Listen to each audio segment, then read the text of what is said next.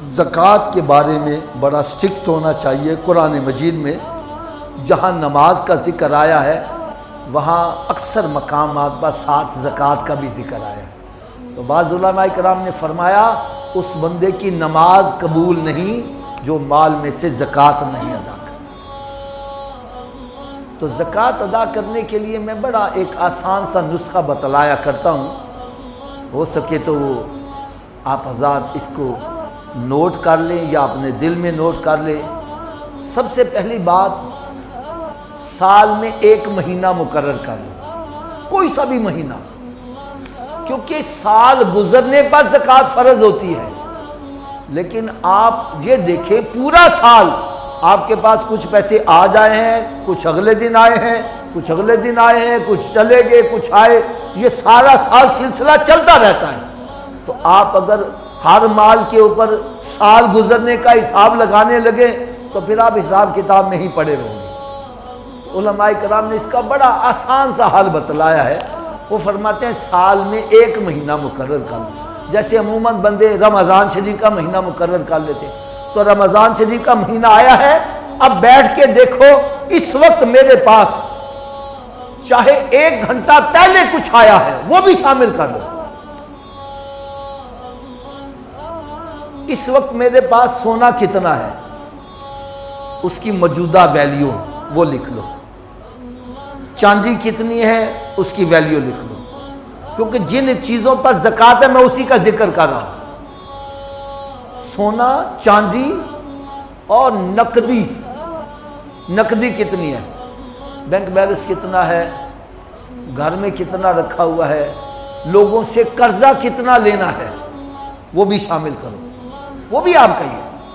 اگر آپ نے 10 لاکھ کی کمیٹی ڈالی ہے، 5 لاکھ جا چکا ہے، کمیٹی نہیں ملی، وہ 5 لاکھ بھی آپ کا جمع ہے،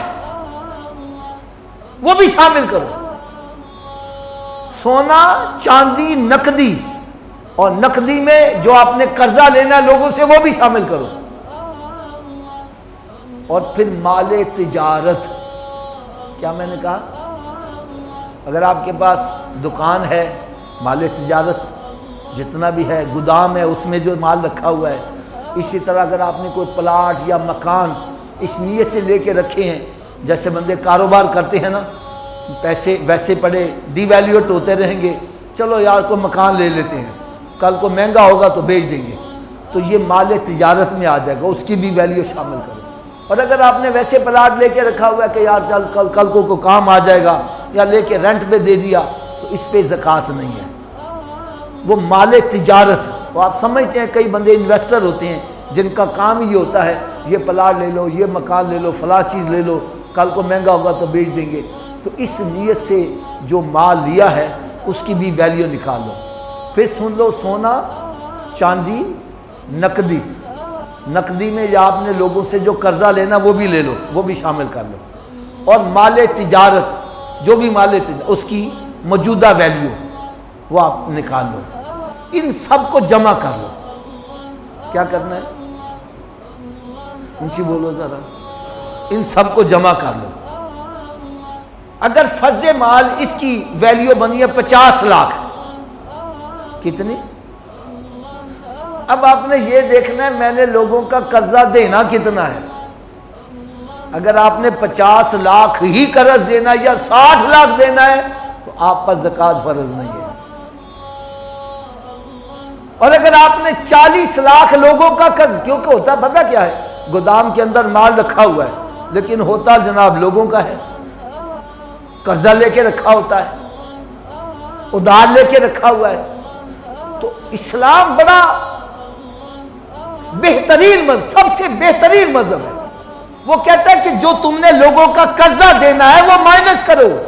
اگر آپ نے 40 لاکھ لوگوں کا قرضہ دینا ہے وہ مائنس کرو، باقی کتنا رہ جائے گا؟ 10 لاکھ۔ تو 10 لاکھ کے اوپر زکوٰۃ ہے، 1 لاکھ کے اوپر 2500، تو 10 لاکھ کے اوپر 25,000 بن جائے گی۔ تو یہ زکوٰۃ اللہ تعالیٰ کے راستے میں خرچ کرنی ہے، اور کوشش یہ کرنی ہے سب سے افضل اپنے خاندان میں دیکھو جو مستحق ہے اس کو زکوٰۃ دیا جائے۔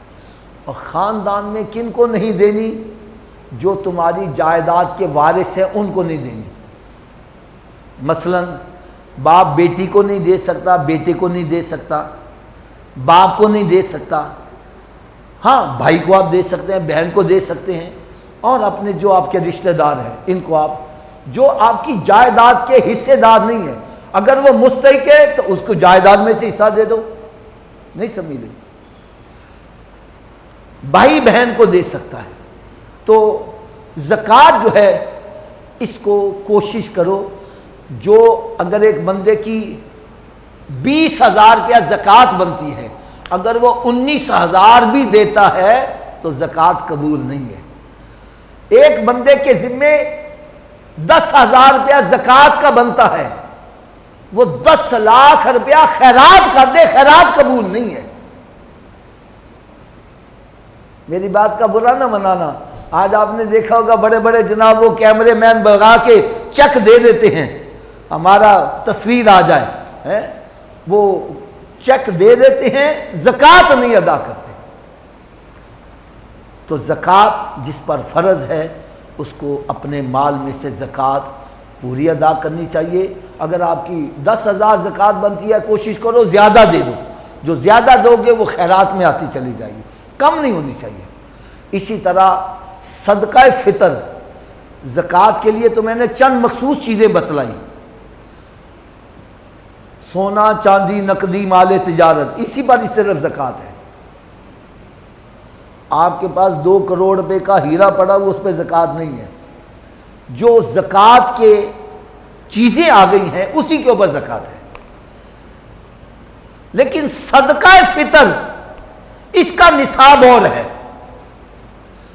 آپ کے پاس سونا چاندی نقدی دیگر چیزیں مال تجارت نہیں ہے، لیکن اس کے علاوہ آپ کے پاس گھر میں ضروریات زندگی سے زائد سامان اتنا پڑا ہے کہ اس کی مالیت یوں سمجھے 60,000 بن جاتی ہے، تو آپ بھی صاحب حیثیت ہو، آپ پر صدقہ فطر بھی واجب آئے گا اور قربانی بھی واجب آئے گی۔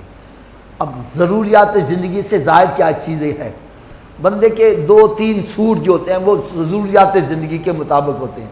اب اس سے زائد جو ہمارے ٹرنک بھرے ہوئے ہیں، ایک ایک سوٹ 50-50 ہزار روپے کا ہے، وہ ضروریات زندگی سے زائد ہے۔ اسی طرح سواری ایک ضروریات زندگی کے مطابق، اگر ایک بندے کے پاس 2-3 ہیں تو وہ بھی ضروریات زندگی سے زائد ہے۔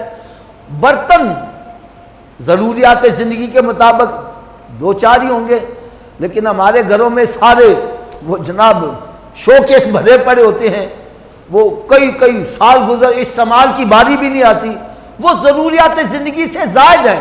اسی طرح ہمارے گھر میں صوفے سیٹ رکھے ہوئے ہیں، قالین ہیں اور دیگر چیزیں، ان کے بغیر بندہ زندہ رہ سکتا ہے، یہ ضروریات زندگی سے زائد چیزیں آئیں گی۔ ان کی اگر مالیت 60,000 کے قریب بن جاتی ہے، کیونکہ 60,000 کا 52.5 تولے چاندی آپ خرید سکتے ہیں، تو ایسا بندہ صاحب حیثیت کہلاتا ہے۔ ایسے بندے پر صدقہ فطر بھی واجب آتا ہے اور قربانی بھی واجب آئے گی۔ اللہ تعالیٰ مجھے اور آپ سب کو عمل کرنے کی توفیق عطا فرمائے۔